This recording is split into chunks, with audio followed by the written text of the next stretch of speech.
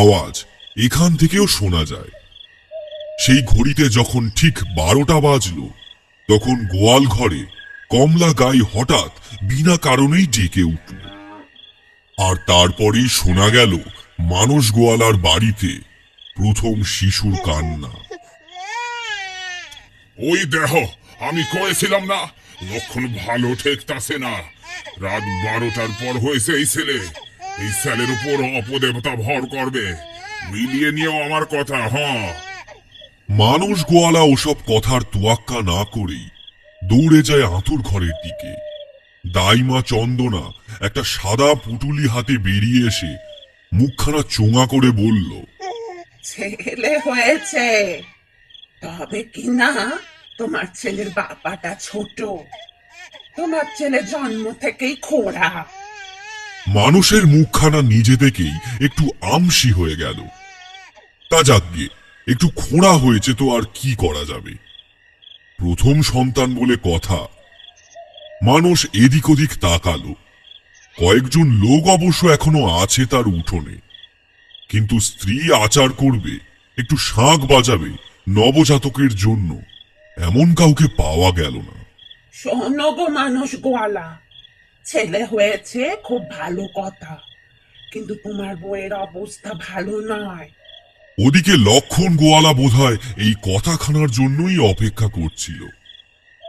তাড়াতাড়ি এগিয়ে এসে বলল, কি গো, মিলল তো আমার কথা? কয়েছিলাম না এ ছেলের ওপর অপদেবতা ভর করিছে। এখন সবে চোখ মেললো আর দেখো দেই বৌমার কি অবস্থা। অহন এই মাঝরাতে আরে কি করে নিয়ে যাওয়া যায় সদরে?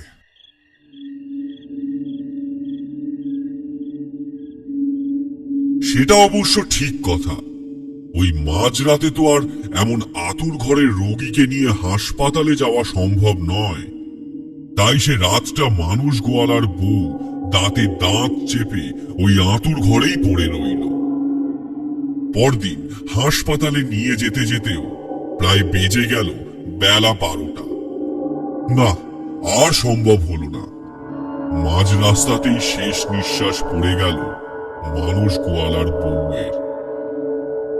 লক্ষণ গোয়ালা আবার একবার এগিয়ে এসে মনে করিয়ে দিল, মানুষের শিশুপুত্রের উপরে অপদেবতা ভর করেছে, তাই এমন অপয়া কাণ্ড ঘটল। মানুষও আজকাল কেমন একটা ভয়ে ভয়ে নিজের ছেলেটার দিকে তাকায়। এ ছেলে তারই তো নাকি কোনো অপদেবতা চর পাঠিয়েছে। মানুষের ছেলের অবশ্য তাতে কোনো তাপ উত্তাপ নেই। সে তার একটা পা আকাশের দিকে তুলে না জানি কার উদ্দেশ্যে লাথি মারে আর খিলখিল করে হাসে। এই হাসি শুনলে মানুষের ভয় হয়। এমন থমথমে পরিবেশে এমন নির্লজ্জের মতন হাসে কি করে? যেন শিশুটির উচিত ছিল পৃথিবীতে জন্মাবার আগেই যাবতীয় সহবত শিক্ষা শিখে আসা। কখন হাসা উচিত, কখন কাঁদা, এই ন্যূনতম জ্ঞানও কি শিখিয়ে দিতে হয় নাকি?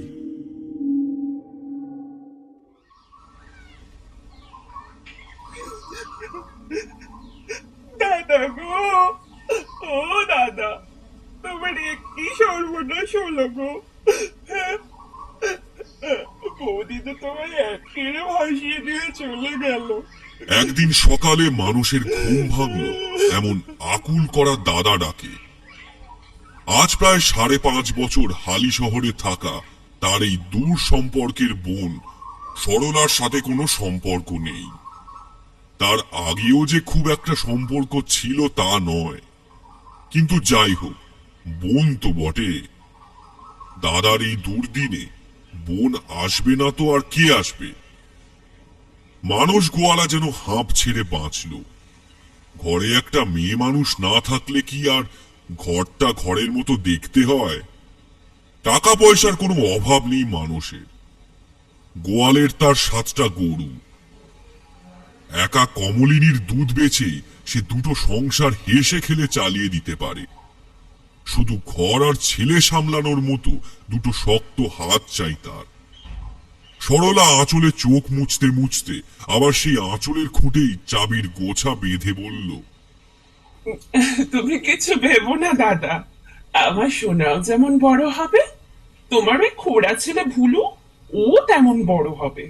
তুমি কিচ্ছুটি চিন্তা করো না গো দাদা। আমার উনি তো সেই কবেই চলে গেছেন। আমরা দাদা বোনে মিলে দিব্যি কাটিয়ে দেবো গো দাদা, তুমি কিচ্ছুটি চিন্তা করো না। মানুষ মনে মনে শান্তি পেল। সে আক্ষেপ করলো বটে, এমন ভালো বোনটার সে এতদিন কোনো খেয়ালই রাখেনি।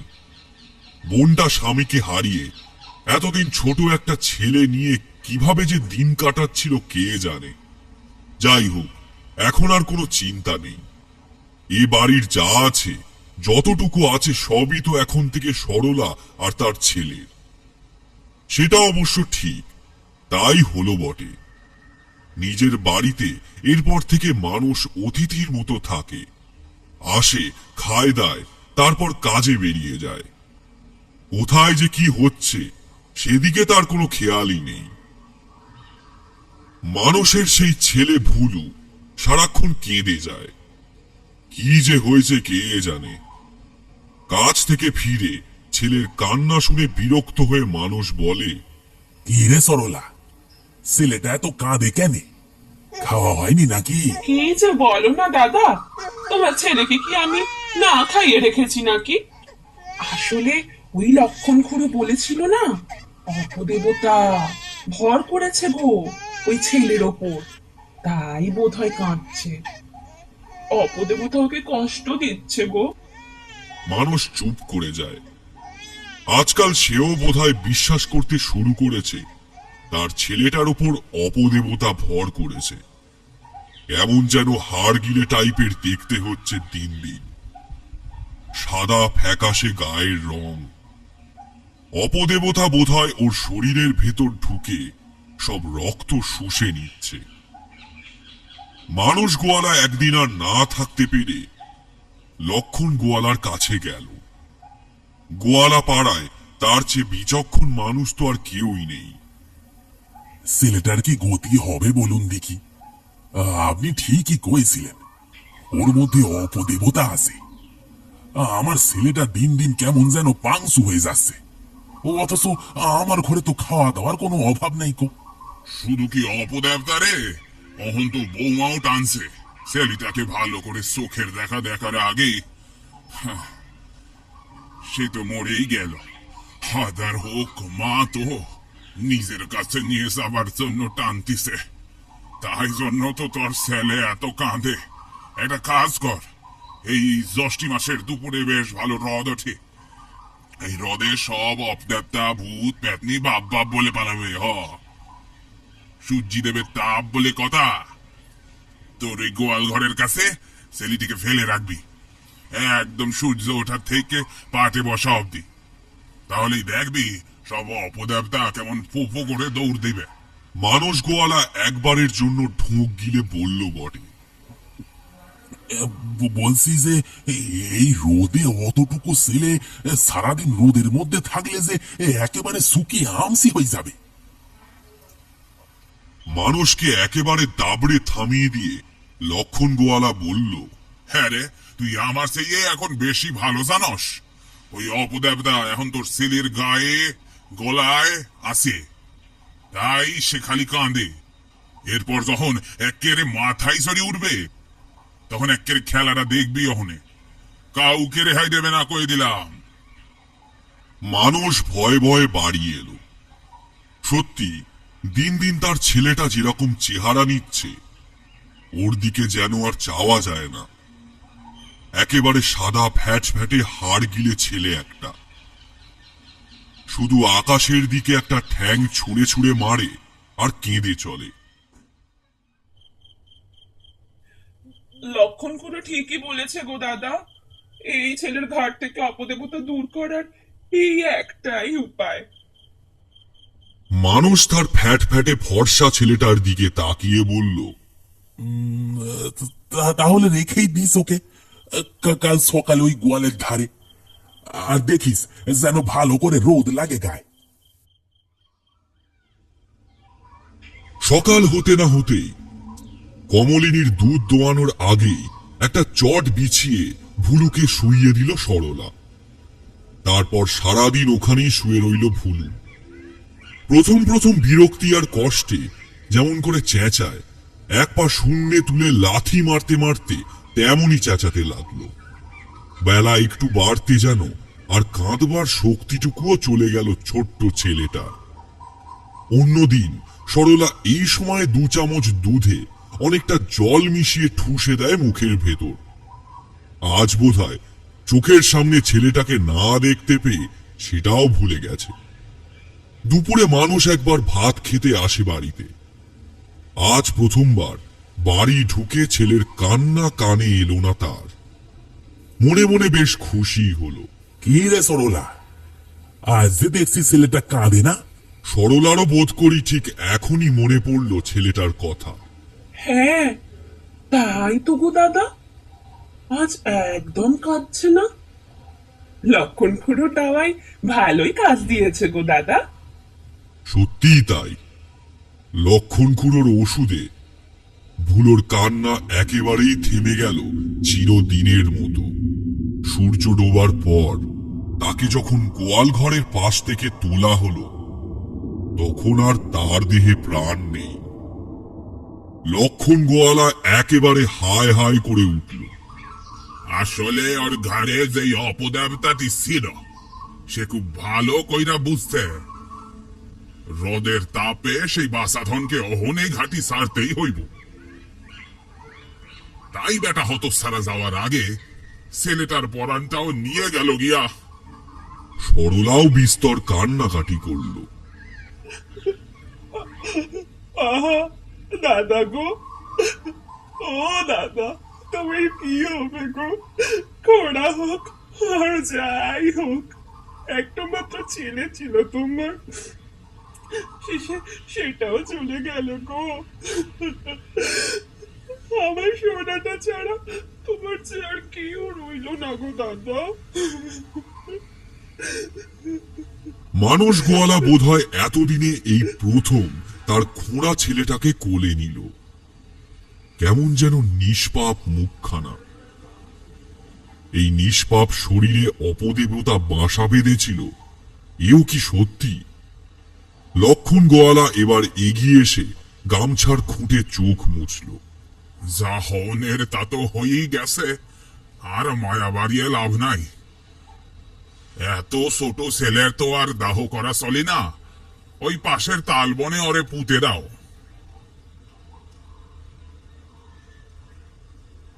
তাই হলো। শেষ পর্যন্ত ভুলুর জায়গা হলো তালবনের মাটিতে। বড় বড় তাল গাছ মিলে জায়গাটাকে একেবারে অন্ধকার করে দিয়েছে। আহা, বেচারা শেষ সময় এত রোদের তাপ পেয়েছে। এই জায়গাটায় এসে যেন প্রাণটা জুড়িয়েছে অবশেষে। তাই হয়তো প্রায় আজকাল তালবন থেকে বাচ্চার খিলখিল হাসি শোনা যায়। বেঁচে থেকে যে ছেলে শুধুই কেঁদে যেত, এখন একা নড়ে হয়ে শুধু হাসে, খিলখিল করে হাসে। কিন্তু তালবন দিয়ে কারোর যাওয়ার উপায় নেই, দেখা যায় না কাউকে। খালি মনে হয় যেন একটা কুণ্ডুলি পাকানো সাদা ধোঁয়া এ গাছ থেকে ও গাছ উড়ে বেড়াচ্ছে। আর কাউকে যেতে গেলে তার মাথায় টুপ টুপ করে তাল পড়ে। আর সেই তালের রস মেখে যখন নাকানি চোবানি খাওয়ার জোগাড় হয়, তখনই খিলখিলিয়ে হেসে ওঠে ভুলু।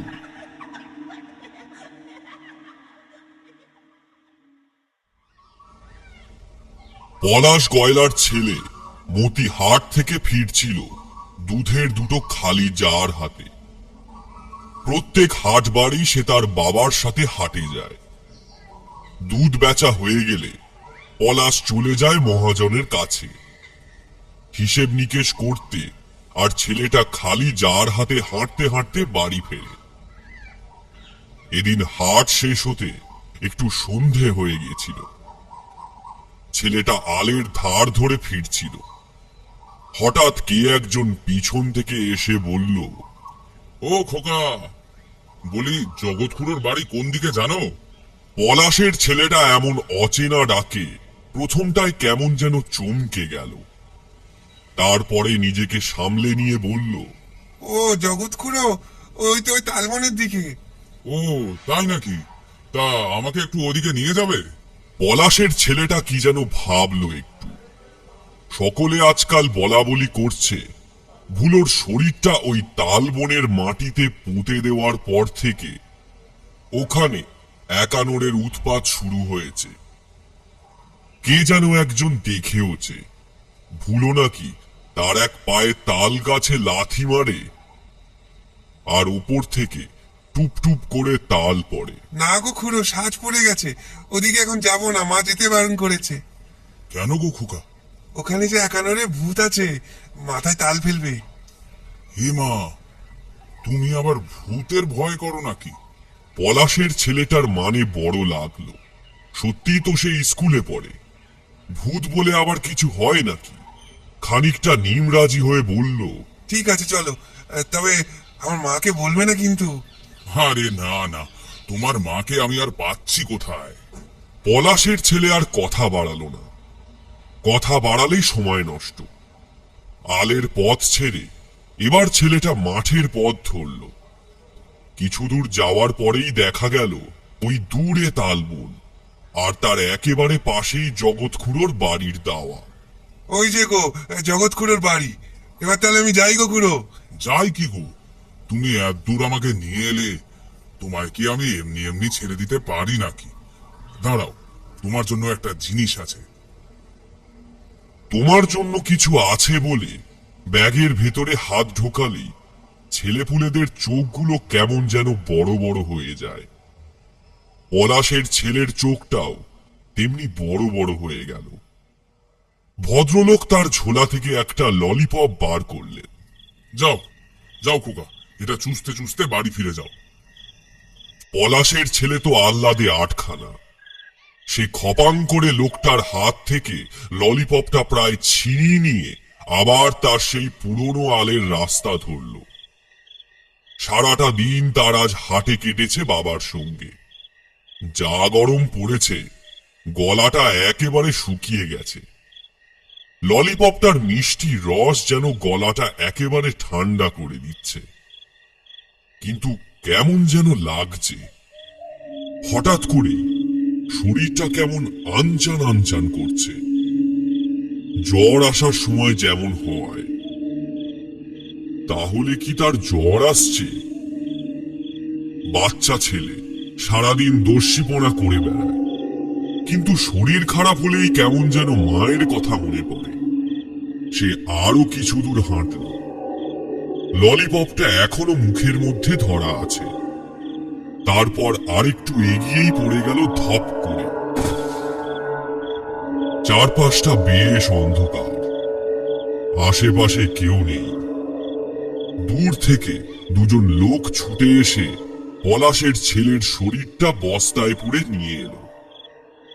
তালবনের পাশে কয়েকটা চাপা গলা শোনা গেল। নিয়ে এসেছিস? হ্যাঁ এনেছি। বেশ করেছিস। একে নিয়ে কটা হলো? 10টা হুজুর, 3টে মেয়ে, 7টা ছেলে। ওই ওর ঝাড়টা তালবনে ফেলে দিয়ে আয়। সন্ধে হয়ে গেছে হুজুর, এই কান্ডটা বড় জ্বালায়। দূর হতভাগা, কি করবে ও? খালি তো মাথায় তাল ফেলবে। ফেলবে তো, তাতে কি হয়েছে? দূর থেকে ঝাড়টা ফেলে দিয়ে চলে আসবি। পলাশের ছেলেটা যে বস্তায় ছিল সেটা তোলা হলো একটা গরুর গাড়িতে, আর তার দুধের খালি জার দুটো ছুঁড়ে ফেলে দিল একজন তালবনে। দূর থেকে একটা লণ্ঠনের আলো দেখতে পাওয়া যাচ্ছে। মনে হয় ওই পলাশই ফিরে আসছে মহাজনের সাথে হিসেব নিকেশ করে। ওর সামনে দিয়েই গরুর গাড়িটা হুট হুট আওয়াজ করতে করতে চলে গেল।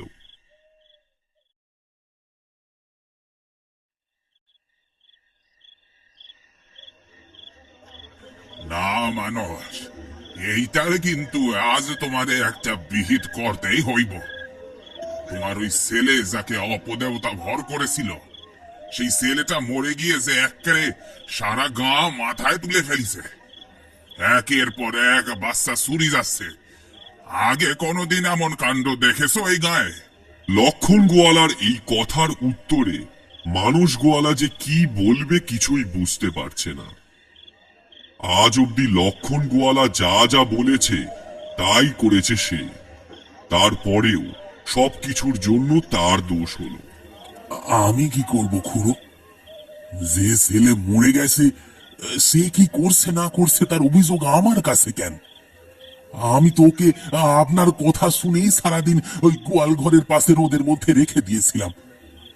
অপদেবতা গেল কিনা জানি না, আমার আমার ছেলেটা তো মরে গেল। এখন এখন আর কি কি করতে হবে আমায় বলুন দেখি।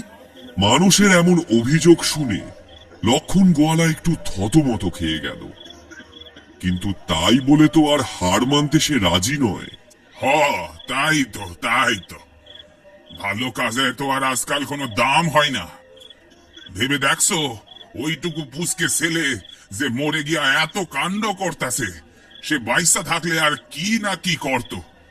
আজ লক্ষণ গোয়ালার কথা সমর্থনে বলার লোকের অভাব নেই। হরিখুড়ো, পলাশ গোয়ালা, আরো যাদের যাদের ছেলে মেয়ে নাতি নাতনি হারিয়ে গেছে, সবাই প্রায় পারলে একেবারে ঝাঁপিয়ে পড়ে মানুষের উপরে। নেহাত মানুষ গোয়ালাই বা কি করবে, সেটা ভেবে সে চুপ করে আছে। শোনো বাবা মানস, তুমি আজ রাইতের বেলা ওই তাল বনে যাইবা, ইয়া তোমার ছেলেটারে পষ্টাপষ্টি কইবা এইসব অপকর্ম সে যেন অহনি বন্ধ করে। মানুষ গোয়ালা হাঁ করে শুনল সেই কথা। যে ছেলেকে সে মরার পর প্রথম কোলে নিয়েছিল, তাকে গিয়ে বাবার অধিকার নিয়ে ধমকাতে হবে। সে ধমক ছেলে শুনবেই বা কেন? ছেলে কি আমার কথা শুনবে? মানে তার উপর তো অপদেবতার ভর, সে আমার কথা কেন শুনতে যাবে বলুন দেখি। লক্ষণ গোয়ালা ক্রমশ বিরক্ত হয়ে উঠছে। আজ মানুষ এত প্রশ্ন কেন করছে? শোনো, ওসব কিছু জানি না। তুমি তো স্যালের বাবা নাকি? সোজা গিয়ে তাকে হুকুম করবা আর বলে আসবা এই অপকর্ম যদি বন্ধ না হয়, যাদের যাদের সে নিয়ে গেছে তাদের যদি ফেরত পাওয়া না যায়, তবে ওই তালবন আমি কাইটটা সাফ কইরা দিমু। তারপর আমি দেখুম ঠাইনারা হয়ে সে যায় কোথায়। বাকিরা সবাই ঘাড় নেড়ে সায় দিল। এইটা একদম ঠিক বলেছো। ওই তালবন কেটে একদম সাফ করে দিতে হইবে। ওই তাল গাছের বক ডালে এই ছেলেগুলোকে নিয়ে তুলেছে ওই মানুষের ছেলের ভূতখানা। গাছ কাটলেই ওদের পাওয়া যাইবে। সরলা আঁচলে মুখ ঢেকে পাড়ার আরেক মহিলাকে বলল, কি হিংসুটে ছেলে দেখো, বেছে বেছে সুন্দর সুন্দর দেখতে ছেলে মেয়েগুলোকে নিয়ে গেছে। নিজে তো এক পা খোড়া, হাড় গিলে একটা। সুন্দর সুন্দর ছেলে মেয়েগুলোকে বন্ধু পাতানো তাল করছে, সব বাইকে বশ করে রেখেছে ওই তাল গাছের মাথায়। কি ভাগ্যিস মরেছে, নইলে আমার সোনার জীবনটা একেবারে অতিষ্ঠ করে ছাড়তো। মানুষ গোয়ালা মাথা নিচু করে বসে রইল। দোষী ছেলের নামে অভিযোগ শোনে না। এমন কোন বাবা আছে তাই বলে যে ছেলে মরে গেছে তার নামেও অভিযোগ?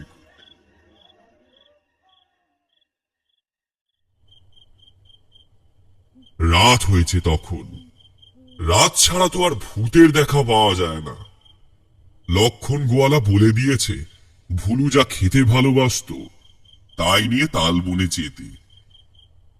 সে যে কি খেত তাই তো জানা নেই মানুষের। তুমি বরং এক বাটি দুধই নিয়ে যাও গো দাদা। সরলা আঁচলে চোখ মুছতে মুছতে বলল, তা বটে, ওইটুকু ছেলে দুধ ছাড়া আর কি বা খাবে? কমলিনীর গাঢ় সর পড়া দুধ এক বাটি নিয়ে মানুষ রাতের অন্ধকারে গেল তালবনে। ভুলু বেঁচে থাকতে কোনোদিন এরকম দুধ খায়নি। গাঢ় অন্ধকারে তালবন হিস হিস শব্দে একটু একটু করে দুলছে। ভুলুকে যে ঠিক কোন জায়গায় পুঁতে দেওয়া হয়েছিল মানুষের মনে নেই। দুধের বাটি হাতে একবার এই গাছ একবার ওই গাছের দিকে তাকিয়ে মানুষ শেষে আর কিছু বুঝতে না পেরে ডেকে উঠল, ভুলু, ও বাবা ভুলু, আয় বাবা, একবার এদিকে আয়। কোনো সাড়া শব্দ নেই কোথাও। মনে হলো শুধু লম্বা লম্বা তাল গাছগুলো একবার দুলে উঠল। কোনো সাড়া না পেয়ে মানুষ আবার একবার চেঁচিয়ে উঠল। বলু, ও বলু, দেখ না বাবা, তোর জন্য আমি দুধ নিয়ে এসেছি। এবার একটা বাচ্চা ছেলের গলায় খিলখিল হাসি শুনতে পেল মানুষ। ঠিক কোন দিক থেকে আসছে আওয়াজটা সেটা বোঝা যাচ্ছে না। মানুষের বুকের ভেতরটা কেমন যেন মুচড়ে উঠল। সে যে এখানে কি করতে এসেছে সেটাই ভুলে গেল। আকুল হয়ে ডাকলো সে। এই বলু, তুই তুই তুই আসবি না একবার? একবার আয় না কাছে বাবা। এবার মনে হলো একটা ছায়া এই গাছ থেকে ও গাছ লাফিয়ে চলে গেল খিলখিল করে হাসতে হাসতে। মানুষ কিছুক্ষণ সেই একইভাবে দাঁড়িয়ে রইল। আবার কিছুক্ষণ সব চুপচাপ। মানুষ আবার একবার ডাকলো। এই বলু, আয় না রে কাছে বাবা একবার। এবার মানুষ গোয়ালা স্পষ্ট দেখতে পেল সামনের তাল গাছ বেয়ে বেয়ে সোজা নেমে আসছে ভুলু। ভুলুর একটা পা ছোট, তাই বোধহয় ভালো পাটা আগে বাড়িয়ে দিয়ে ছোট পাটা পরে টেনে আনছে। অদ্ভুত নামার ভঙ্গি, দেখলেই কেমন যেন গা শিউরে ওঠে। মানুষের মুখ দিয়ে যেন আপনি বেরিয়ে এলো। আসতে বাবা, সাবধানে আয়, পড়ে যাবি যে। অমনি আবার খিলখিল হাসি। মনে হলো যেন ব্যঙ্গ করে বলতে চায়, সে পড়লে তার আর লাগবে নাকি। ভয় দেখানোর জন্যই সে এবার ধপ করে পড়ে গেল মাটিতে। মানুষ তাড়াতাড়ি ধরবার জন্য এগিয়ে গেল। তার আগে ভুলু যেন শূন্যে উঠে ছো মেরে মানুষের হাত থেকে দুধের বাটিটা নিয়ে উঠে গেল একেবারে তাল গাছের মাথায়। মগ ডালে একটা পা ঝুলিয়ে বসে দুধ খাচ্ছে ভুলু। মানুষ একবার চারদিকে তাকাল। কোথায় আর কোনো বাচ্চাদের তো চোখে পড়ছে না। সবাই যে বলে ভুলু নাকি বাচ্চাদের ধরে ধরে তাল গাছের মাথায় বশ করে রেখেছে। ও বলু, বলছি বাবা, ওই ছেলেপুলেদের এবার ছেড়ে দে না বাবা। আমি রোজ এসে তোকে দুধ খাইয়ে দিয়ে যাবো বাবা। ভুলু এবার দুধ খেতে খেতে যেন একবার চোখ তুলে মিটিমিটি চাইলো তার দিকে। মনে হলো যেন বুঝতেই পারছে না মানুষ কি বলল। ভুলুর অমন চাহনি দেখে মানুষের কপালে কেমন যেন ঘাম জমতে শুরু করেছে। বাঁ হাত দিয়ে সেই ঘামটা মুছে নিয়ে মানুষ আবার বলল, হ্যাঁ রে বলু, তুই কি সত্যি ওই বাচ্চাগুলোকে এখানে আটকে রেখেছিস? অমন করিস না রে বাবা। ভুলু সেই একইভাবে তাকিয়ে রইল তার বাবার দিকে। তারপর হাতের সেই আধ খাওয়া দুধের বাটিটা ছুঁড়ে মারল তার বাবার দিকে। ব্যাপারটা এতটাই আকস্মিক আর চোখের নিমেষে ঘটল যে মানুষ তার মাথাটা সরিয়ে নেওয়ার সময়ই পেল না। বড় ভারী কাঁসার বাটিটা লেগে কপালের বেশ খানিকটা কেটে গেল। আবার খিলখিলিয়ে হেসে উঠল ভুলু। তাল গাছগুলো যেন অসম্ভব জোরে দুলতে লাগছে। পাতায় পাতায় খসা খেয়ে যেন একটা আওয়াজ ভেসে আসছে। অন্ধকার তালবনে শব্দটা এমন ভয়ঙ্কর শোনালো যে মানুষ ভয়ে দুপা পিছিয়ে এলো। মাথা দিয়ে চুইয়ে চুইয়ে রক্ত পড়ছে। বাবা, অমন করে না। ছোট ছোট বাচ্চাগুলো কি করেছে বল, ওদের ফিরিয়ে দে বাবা তুই। আবার ভুলুকে দেখা গেল পাশের একটা তাল গাছ থেকে সেই একই ভঙ্গিতে নেমে আসছে। বড় পাটা আগে এগিয়ে আসছে আর ছোট পাটা তার ঘষ্টে ঘষ্টে নামছে। চোখ দুটো যেন একটা শীতল সাদা মিশানো নীলচে আভায় জ্বলছে। আগের থেকে আরো ভয়ঙ্কর লাগছে ভুলোকে। ভীষণ রেগে গেছে মনে হচ্ছে। মানুষ অনেক কষ্টে সাহস সঞ্চয় করে আরো কিছু বলতে চাইল, কিন্তু কথা আর শেষ করতে পারল না। তালবনে যেন ঝড় উঠল। বড় বড় গাছগুলো এদিক থেকে ওদিক দুলছে। গাছ থেকে টপাটপ ডাল পড়ছে এদিক ওদিক। এখানে আর দাঁড়িয়ে থাকা যায় না। মানুষ দৌড়ে পালিয়ে আসতে চাইল, কিন্তু কোন দিক দিয়ে আসবে? রাস্তায় তো হারিয়ে ফেলেছে সে। যেদিক দিয়েই বের হতে চায়, মনে হয় যেন সেই একই দিকে দাঁড়িয়ে আছে। ওইটুকু ছেলে এত শক্তি পায় কোত্থেকে? অপদেবতা? হ্যাঁ, ওই অপদেবতা লক্ষণ খুড়ো ঠিকই বলেছে। ওই অপদেবতাই ভর করেছে ভুলুর ওপরে। দূরে মনে হচ্ছে যেন একটা আলো দেখা যাচ্ছে। সেদিকে তাকিয়েই কোনো মতে পালিয়ে আসতে গেল মানুষ, কিন্তু ঠিক তার সামনেই একটা লম্বা তাল গাছ ধপাস করে পড়ে গেল। এবার সত্যি সত্যি ভয় করছে মানুষের। এতক্ষণ নিজের ছেলে বলে যেটুকু স্নেহ মমতা জন্মেছিল, সব যেন উধাও হয়ে গেছে নিমেষে।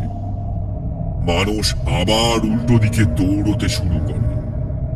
সেই যে একটা আলো দেখা গিয়েছিল, কোথায় সেটা? কোনো আলো নেই কোথাও। অন্ধকার, শুধু অন্ধকার। চারপাশে তাল গাছগুলো ভয়ঙ্কর ভাবে দুলছে। মাঝে মাঝে দেখা যাচ্ছে ভুলুকে। সে এক গাছ থেকে আরেক গাছ লাফিয়ে চলে যাচ্ছে, আর নয়তো গাছ বেয়ে নেমে আসছে এক পায়ে খসতে খসতে। মানুষ এদিক থেকে ওদিক দৌড়ে চলছে, কিন্তু আর এই অপয়া তালবন থেকে বের হবার রাস্তা যেন কিছুতেই খুঁজে পাচ্ছে না। এক সময় আর দৌড়াতে না পেরে সে থপ করে পড়ে গেল। চোখের সামনে অন্ধকার, একটা নিকষ কালো অন্ধকার।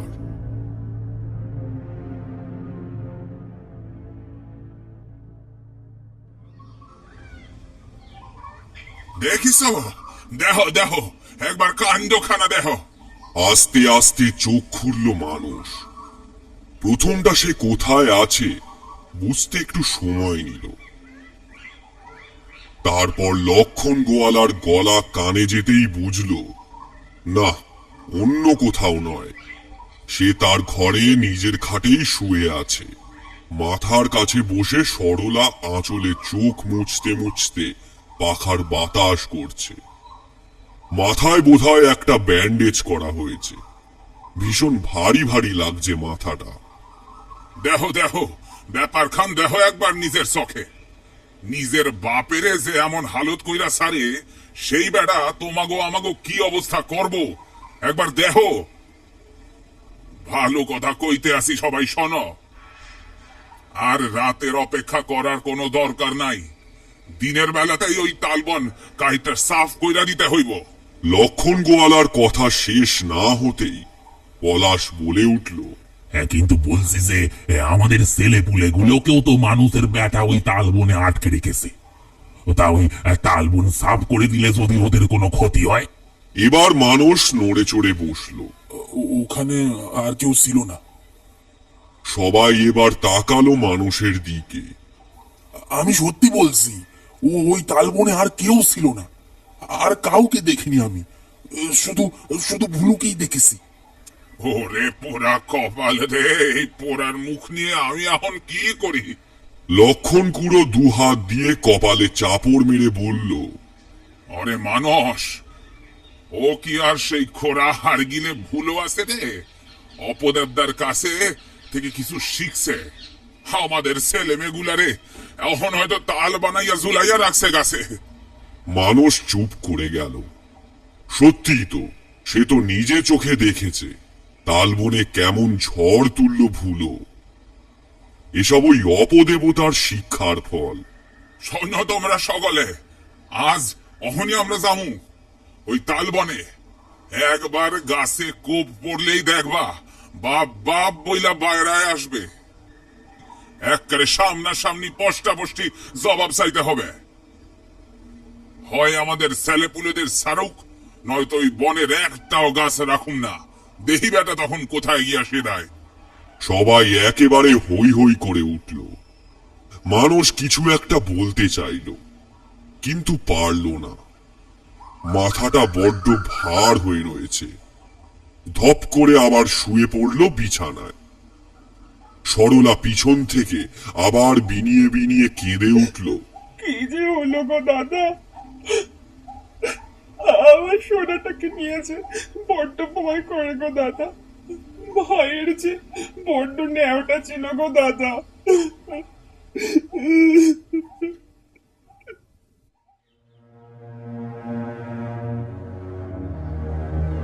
অনেক সহ্য হয়েছে, যা হওয়ার সব আজকেই হবে।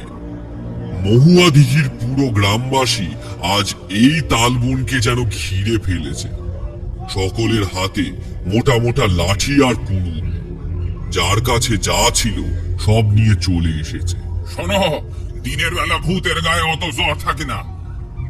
প্রথমে ওই গাছের ওপর দমাদম বাড়ি মারবা, তাহলেই দেখবা ওই বেটা একানরে বেরিয়ে আসবে বাপ বাপ বলে। তারপর যদি আমাদের ছেলেপুলেদের ফেরত না দেয়, তো এই তালবন আজ আর থাকবে না, এই আমি বলে দিলাম। লক্ষণ গোয়ালার কথা শুনে সবাই রে রে করে লাঠি সোটা নিয়ে ছুটে এলো। কিন্তু দুবার কি তিনবার হয়তো মারতে পেরেছে বাড়ি। অমনি কি যে হলো, গাছগুলো যেন প্রচন্ড জোরে দুলতে শুরু করলো। আর তার সাথে শোনা গেল একটা বাচ্চা ছেলের হাসি। ভীষণ নিষ্পাপ, সরল, কিন্তু এই তালবনে সেটাই যেন কেমন ভয়ঙ্কর শোনাল। মারো মারো, আরো জোরে মারো। একদম ভয় পাওনের দরকার নাই। ওই ব্যাটারে একবার বের হতে দাও খালি। লক্ষণ গোয়ালা নিজে পিছিয়ে এসে সকলকে উস্কাতে লাগল। ফুলুর হাসি শুনে একবারের জন্য থেমেছিল সবাই। আবার গাছের ওপর বাড়ি পড়তে শুরু করল। এবার ফুলুর হাসি থেমে গেল। একটা তীব্র আক্রোশ যেন ছড়িয়ে পড়ল সারা তালবনে। এমনিতে এই বনে সূর্যের আলো আসে না। গাছের পাতার ফাঁক দিয়ে যেটুকু বা আলো আসছিল, সেটাও যেন বন্ধ হয়ে গেল। অসময়ই রাত নেমে এলো তালবনে। চারিদিকে তাল গাছগুলো দুলছে হাওয়ায়।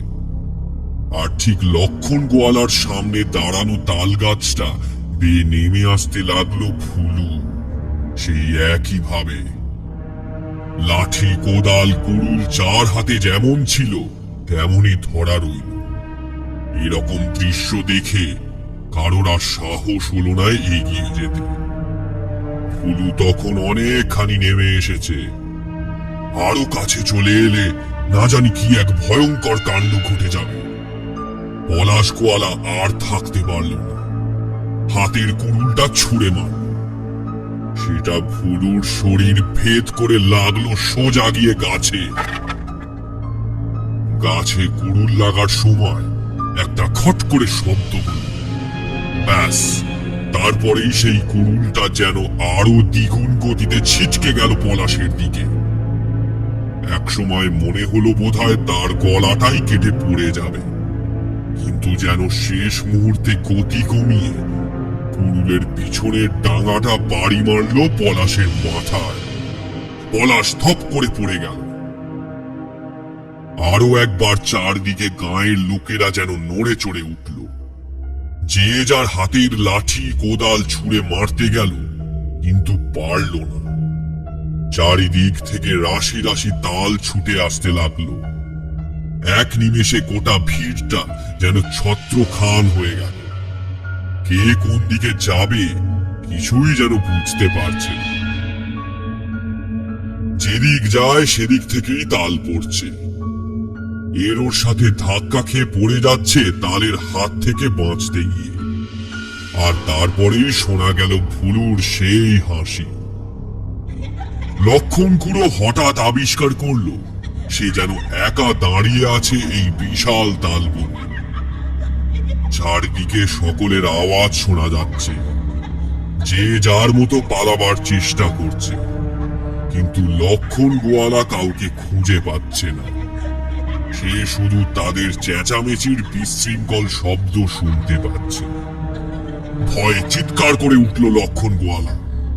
ওরে, তোরা সব কে কোথায় গেলি রে? আমি তো একলা পড়ে গেছি রে। হালদার, আমার রক্ষা নাই রে। আমারই ভুল হইছে, এইটারে এত খাটো কইরে দেখা ঠিক হয় নাই রে। অপদেবতার বর করা ভূত রে এইটা। আজ আমারে শেষ করে দিবে রে, আজ আমারে শেষ করে দিবে।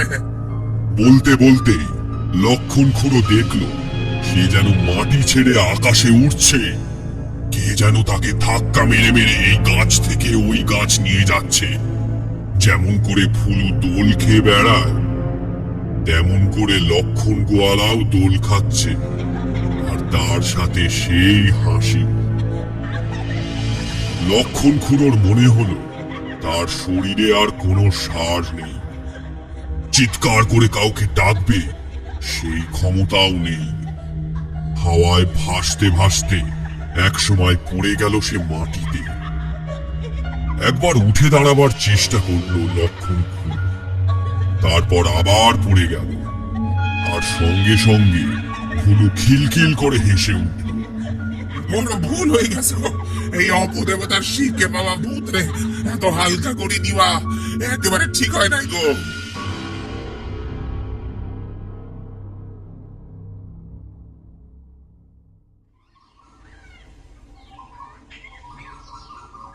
মহুয়া দিঘির বড় মাঠটায় চিত হয়ে শুয়ে আছে লক্ষণ খুঁড়ো। গায়ের সকলেই তার পাশে বসে হাঁপাচ্ছে। মানস গোয়ালাও মাথায় ফেটটি বাঁধা অবস্থায় এখানে এসে দাঁড়িয়েছে। আসতেই হয়েছে, না এসে তো আর উপায় নেই। তার মরে যাওয়া ছোট্ট ছেলেটা আজ সারা মহুয়া দিঘির মানুষকে একেবারে নাকানি চোবানি খাইয়ে ছেড়েছে। লক্ষণ খুঁড়ো এতক্ষণ অজ্ঞান ছিল, এই একটু আগে চোখ মেলে সে তাকিয়েছে। এখনো তার বুকের ভেতরটা ধকধক করছে। সকলেরই মোটামুটি একই অবস্থা। একজন তো এখনো হামাগুড়ি দিয়ে হাঁটছে, উঠে দাঁড়ালেই মাথা ঘুরছে। কোন পাপে যে আমাদের মহুয়া দিঘিতে এমন কাণ্ড হলো। যেদিন মানুষের ছেলেটা রাত 12টার পর জন্মালো, আমি সেদিন থেকে বলি আসতেছি অপদেবতার ছায়া পড়িছে এই গায়ে। হবে না, হবে না গো, এত সহজে এই ছায়া সরবি না গো। কিন্তু একটু দূরে দাঁড়িয়ে মানুষ মিনমিন করে বলল, তোমরা তো এত লোক গেলে ওই তালবনে, দেখলে নাকি কাউকে? এত তো গাছের গায়ে লাঠির বাড়ি মারলে, বুলু সারা কি আর কাউকে দেখলে ওখানে? মানুষের কথা শেষ না হতেই খ্যাক করে উঠল লক্ষণ খুঁড়ো। একদম ছেলের হইয়ে সাফাই গাইতে আইবি না, এই কইয়ে দিলাম। ওই ছেলের কাণ্ড দেখলি নে, কেমন মায়া শিখছে। আমাদের ছেলেপুলিগুলানকে সব মায়া করে আটকে রাখছে ওই তালের জঙ্গলে। তাই তো এত করে ডাকনের পরেও সাড়া দিতে পারতাছে না ওরা। হ্যাঁ গো লক্ষণ খুঁড়ো, ওরা বেঁচে আছে তো। কে যেন একটা ধরা ধরা গলায় বলল কথাটা। লক্ষণ খুঁড়োর মনেও বোধহয় এতক্ষণ ধরে এই সন্দেহটাই ঘুরপাক খাচ্ছিল। ওরে তাই তো বলি, একা কি ভুলের পক্ষে আর এমন কাণ্ড করা সম্ভব? ও বোধহয় সব করে ভূত বানায় দিছে রে, ভূত বানায় দিছে। হাউ হাউ করে কেঁদে উঠল লক্ষণ খুঁড়ো। মহুয়া দিঘির চারপাশে এখন শুধুই কান্নার শব্দ। ছোট ছোট বাচ্চারা এখন ভয়ে জড়সড় হয়ে ঘরের কোণে লুকিয়ে থাকে। স্কুলে ছেলেপুলে নেই, খেলার মাঠে হই হই চিৎকার নেই, পুকুরে ঝাঁপিয়ে পড়ার শব্দ নেই। চারিদিকে যেন শুধুই ভয় আর কান্না। এই বুঝি কার ঘর থেকে ছেলে বা মেয়ে হাওয়া হয়ে যায়।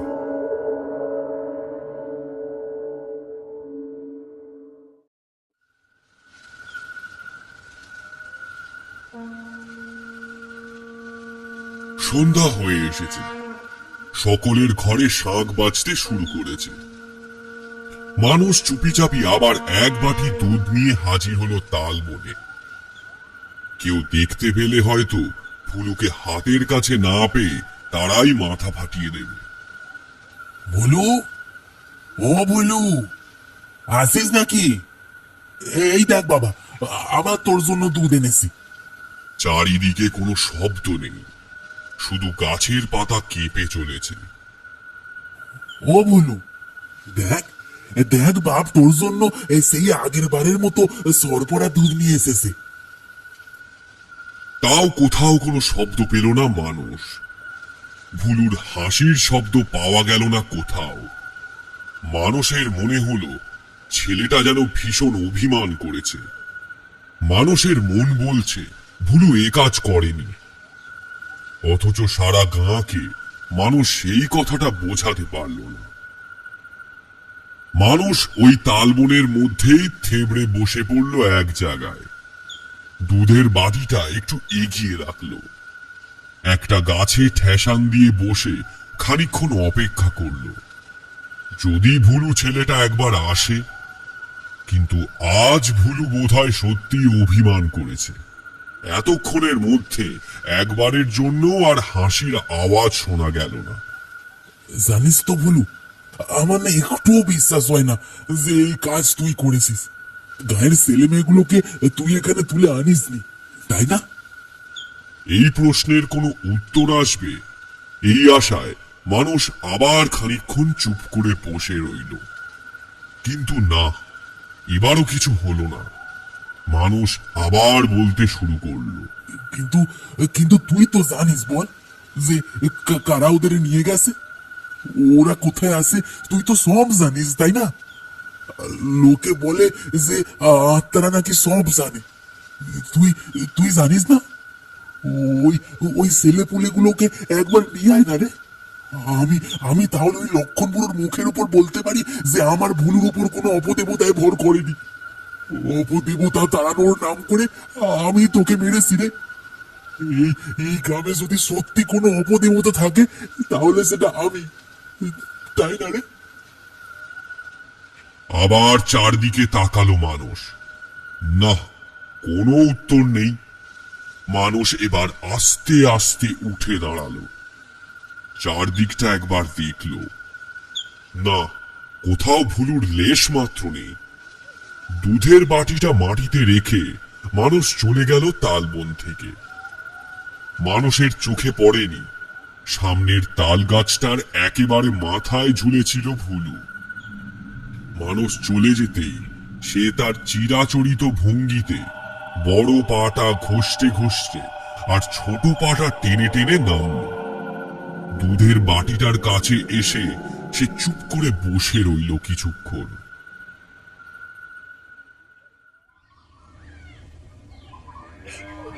ও দাদা গো, তুমি কোথায় গেলে গো?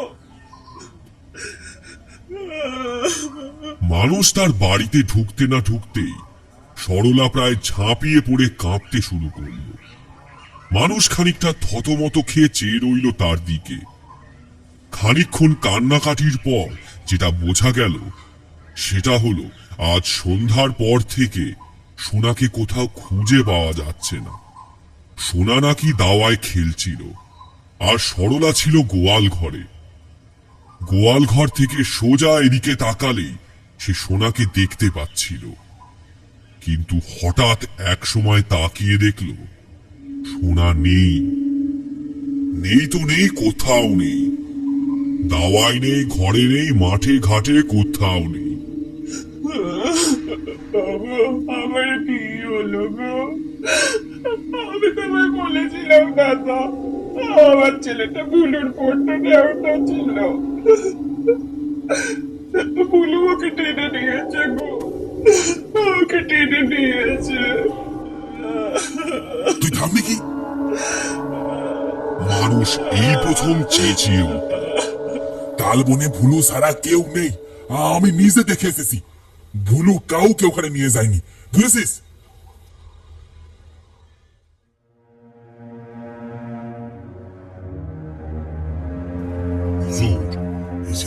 গলায় একটা সোনার চেন আছে, এটা ফেলে দিই তালবনে। আবার কি? তাড়াতাড়ি কর। তালবনের সামনে ফিস ফিস শোনা গেল। হুজুর শুনেছিলেন সেদিন তালবনে কি হয়েছিল? গোটা গাঁকে একেবারে ঘোল খাইয়ে দিয়েছে ওই একানরে ভূত। এখন হার ফেলতে গেলে যদি আমাকে ধরে। এই থাম তো হতচ্ছাড়া, বাইরে দিকে ছুড়ে ফেলে দিবি। আবার কি? এতদিন ধরে যে ফেলছিস, কখনো সোনার হার, কখনো হাতের বালা, কখনো খেলার বল, তোকে কেউ কিছু বলেছে? আসলে ওই একানরেও আমাদের দলেরে। ও বেটা কি আর এমনি এমনি একানরে হয়েছে নাকি? ওকে তো এই গাঁয়ের লোক মিলে একানরে করেছে। ভূত হয়ে ঘুরে বেড়াচ্ছে তালবনে। তুই যা, তোকে কিছু করবে না। এই ছেলেটা তো ওরই ভাই, ওই মানুষ গোয়ালার কিরকম একটা বোন হয়তো এই সরলা, তারই ছেলে। যদি ভাই বলে এদিকে তেড়ে আসে। জানি রে, আমি সব জানি। সরলাই তো ভুলুর ভাগের দুধটাও নিজের ছেলের জন্য রেখে দিত। তাই তো পেটে দুধ না পেয়ে কাঁদতো ছেলেটা। আর ওর বাপকে লোকে বুঝালো ছেলের ঘাড়ে অপদেবতা ভর করেছে। শোন রে হারামজাদা, যতদিন মানুষের মনে এইসব কুসংস্কার থাকবে ততদিন তালবনে ভূত থাকবে। আর ততদিন আমরা এমনি করে ভূতকে সামনে খাড়া করে আমাদের বিজনেস চালাবো। এই গাঁ থেকে কটা হলো? হুজুর, এটা নিয়ে 12টা। সব কটাকে ওই গাঁয়ের বাইরে পুরনো আড়তখানায় মজুত করে রেখে দিয়েছি।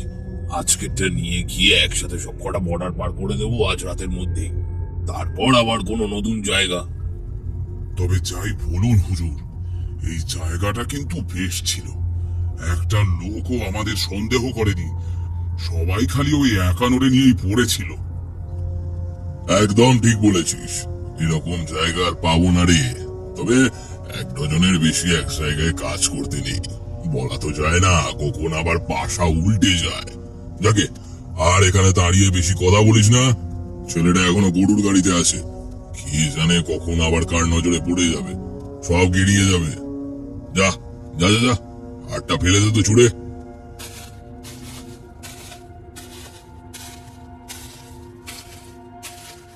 লোকটা একটু এগিয়ে গেল, তারপর সরলার ছেলের সোনার গলার হারটা নিয়ে জোরে ছুঁড়ে ফেলে দিল তালবনের দিকে। কয়েকটা মুহূর্ত, তারপরেই একটা ভারী কাঁসার বাটি ধেয়ে এলো তালবনের দিক থেকে। লোকটা পিছন ফিরে উঠতে যাচ্ছিল গরুর গাড়িতে, আর ঠিক তখনই কাঁসার বাটিটা এসে লাগলো ঠিক ওর মাথার পিছনে। কি হলো রে? হুজুর, বাটি ছুঁড়ে মারছে। এবার একসাথে বেশ কয়েকটা তাল ছুটে এলো গরুর গাড়ি লক্ষ্য করে। চল চল চল চল চল, পালা রে, পালা পালা। দুজনেই উঠে বসলো গরুর গাড়িতে। গাড়ির ভেতরে বস্তাবন্দি সোনা।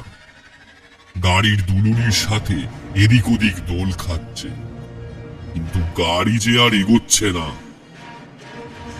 কি হলো কি? গাড়ি যে চালাচ্ছিল সে প্রাণপণে গরুর গায়ে লাঠির বাড়ি মারতে মারতে বলল, চাকার গায়ে তালের রস লেগে গেছে, বড় বড় তাল পড়ে আছে রাস্তায়, গরু টানতে পারছে না। হুজুর, আজ আর কিছু হবে না।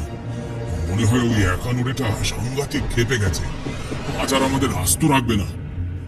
শান্ত, ও কি করবে? ওই তালবন থেকে তো আর বের হতে পারবে না। কত তাল আর ছুঁড়ে ছুঁড়ে মারবে, গাড়ি লাগবে না। চল, ছেলেটা এমন কিছু ভারী নয়, বস্তাটা ঘাড়ে করে দৌড় দি, চল। দুজনেই নেমে পড়লো গরুর গাড়ি থেকে। গরুগুলো বোধহয় আজ অন্য কিছু টের পেয়েছে, কিংবা হয়তো লাঠির বাড়ি আজ বিনা কারণে বেশি পড়ছে পিঠে। তারস্বরে গরুগুলো চিৎকার করে উঠল। লোকটা খেকিয়ে উঠল, এই শালা শুরু হচ্ছে, গরুগুলো ছেঁচাচ্ছে কেন? থামাতে পারছিস না? গাড়ির চালক গালাগাল খেয়ে সেই আক্রোশে আবার লাঠির বাড়ি মারতেই গরুগুলো পড়ে থাকা সব তাল তেবড়ে ভেঙে প্রাণপণে ছুট লাগালো। এই এই এই এই, কি হলো? চিৎকার করে উঠল লোকটা, কিন্তু কোনো লাভ হলো না। আর কতক্ষণ এখানে দাঁড়িয়ে থাকবো হুজুর? ওষুধের গুণ তো আর বেশিক্ষণ থাকবে না। এরপর যে ছেলেটাও জ্ঞান ফিরে চেঁচামেচি জুড়ে দেবে। তা তোকে এখানে দাঁড়িয়ে থেকে জ্ঞান দিতে কে বলেছে? পালাতে পারছিস না বস্তাটা নিয়ে? ওরা সবাই মিলে দিল এক ছুট। পালাবে কি করে? একটু যাওয়ার পরেই তালের রসে পিছলে পড়ল লোকটা। পড়ে যেতেই আবার তার মাথায় তাল বর্ষণ শুরু হয়ে গেল। চারিদিকে তাল, রাশি রাশি তাল, যেদিকে তাকায় শুধু তাল আর তাল। লোকগুলো ওই তালের ঘেরাটোপ ছেড়ে কিছুতেই বের হতে পারছে না।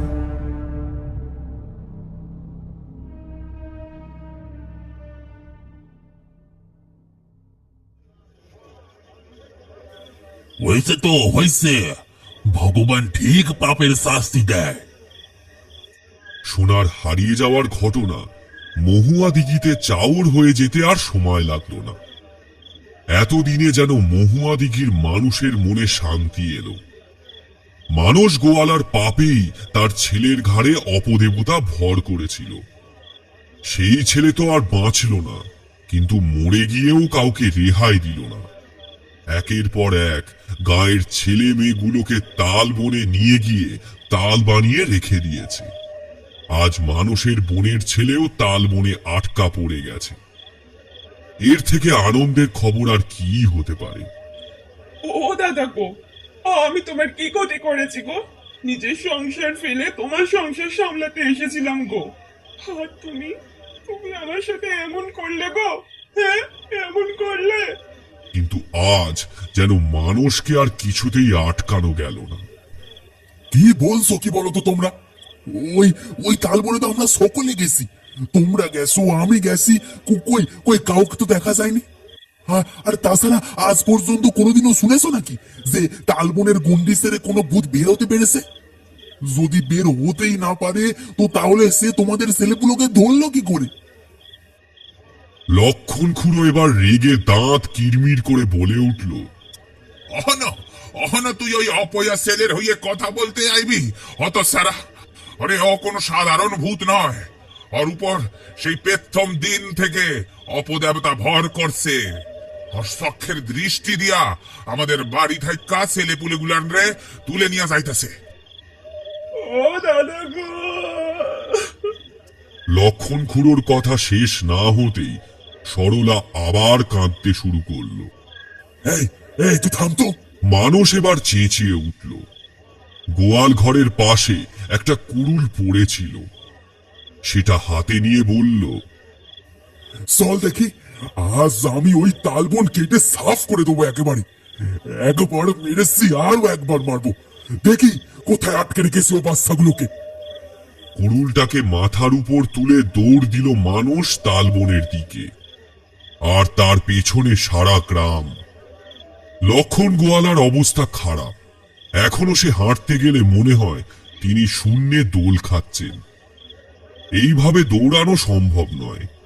তিনি হাতে একটা লাঠি নিয়ে পিছন পিছন আসছেন।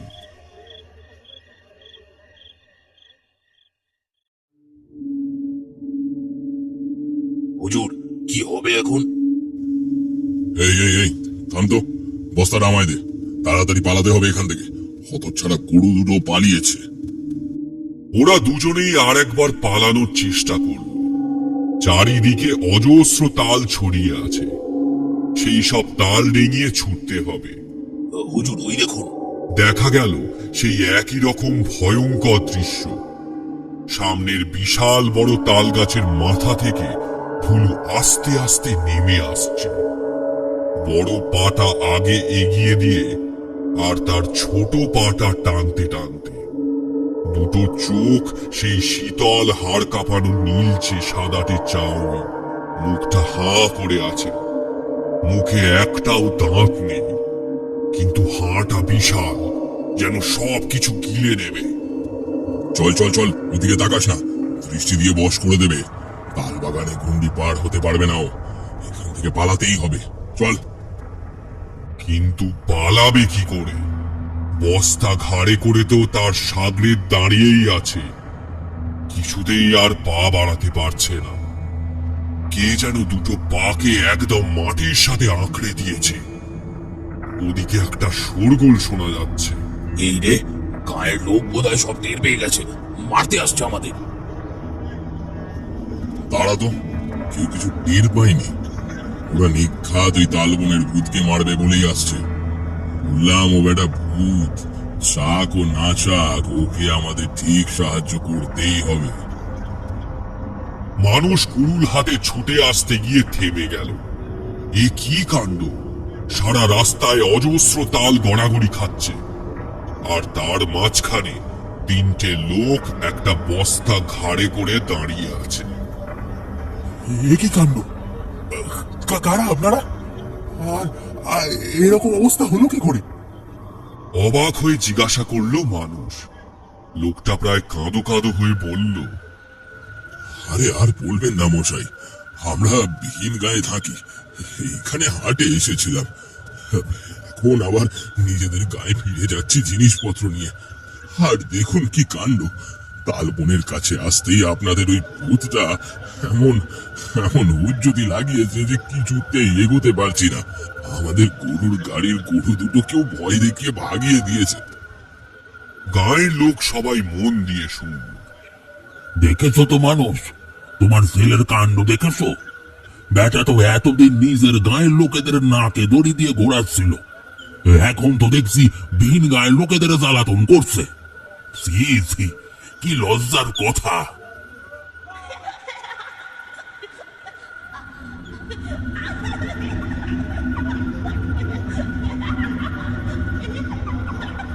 তাল গাছের দিক থেকে একটা খিলখিল হাসির শব্দ শোনা গেল। সেই আগের দিনের মতো একটা গা শিরশির ধরানো হাসি। আগের দিনের কাণ্ড মনে করে সবাই পিছিয়ে গেল। লক্ষণ খুড়ো বলল, আজকে অত ভয় নেই, ও তো ওই তালবনে আছে, কখন আসবে না। আগে ওকে উদ্ধার করতে হইব, তারপর আজ সবাই মিলে ঢুইকা তালবন কাইটা একেবারে সাফ করে দিতে হইব। কিন্তু মানুষের চোখে পড়ল লোকগুলোর হাতের বস্তাটা কেমন যেন নড়ছে। কেমন যেন সন্দেহ হলো মানুষের। এই, তোমাদের বস্তায় কি আছে গো? ওই ওই বস্তাটা এমন নড়ছে কেন? এবার সকলেরই চোখ পড়ল বস্তাটা কেমন যেন নড়ছে। হ্যাঁ তাই তো, এই বস্তাটা নড়ছে কেন রে? বস্তাটা খুলে দেখি তো, সত্যি তো বস্তাটা নড়ছে। লোকগুলো আবার পালাতে চাইল, কিন্তু পারল না। তালের রসে আছাড় খেয়ে পড়ে গেল বস্তা শুদ্ধ, আর বস্তার ভেতর থেকে সোনা চেঁচিয়ে উঠল, মাগো বাঁচাও, মাগো বাঁচাও, মাগো। আর উপায় নেই। সারা গ্রামের লোক জড়ো হয়েছিল ভূত মারবে বলে। সেই জায়গায় তিনটে মানুষকে পেয়ে এতদিনের রাগ, ভয়, উদ্বেগ একসাথে নিয়ে ঝাঁপিয়ে পড়ল।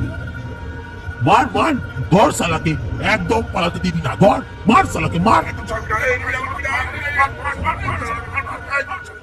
সোনা উদ্ধার হলো, আর সোনার সাথে সাথে আটকানো অন্য বাচ্চাদেরও উদ্ধার করা হলো। তালবনে আবার ভুলুর সেই হাসি শোনা গেল। শুধু তালবন নয়, হাসিটা যেন ছড়িয়ে পড়ল মহুয়া দিঘির সর্বত্র।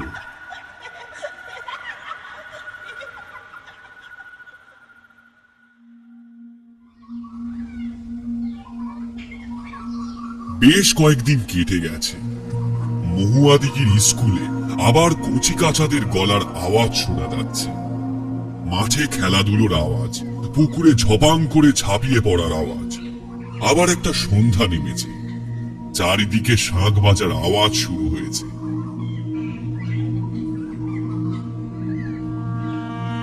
সরলা আঁচলে মুখ ঢেকে একটা বড় কাঁসার বাটিতে সর পড়া দুধ নিয়ে হাজির হলো তালবনের দিকে। চারিদিকে ঘন তাল গাছগুলো যেন মাথা দুলিয়ে দুলিয়ে তাকে ডাকছে। কেউ কোথাও নেই, কোনো হাসির আওয়াজ নেই, তাল পড়ার আওয়াজও নেই। সরলা আঁচলে মুখ ঢেকে একটু আস্তে করে ডাকলো, ও বাবা ভুলু, একবার এদিকে আয় বাবা, তোর জন্য দুধ এনেছি, মোটা সর পড়া দুধ। কোনো উত্তর এলো না কোনো দিক থেকেই। হঠাৎ মনে হলো ঠিক তার পেছনে একটা পায়ের আওয়াজ। সরলা ঢোক গিলে তাকালো পিছনের দিকে। না, ভুলু নয়, লক্ষণ খুড়ো এসেছে হাতে এক বাটি দুধ নিয়ে। কেমন যেন একটু লাজুক লাজুক মুখ করে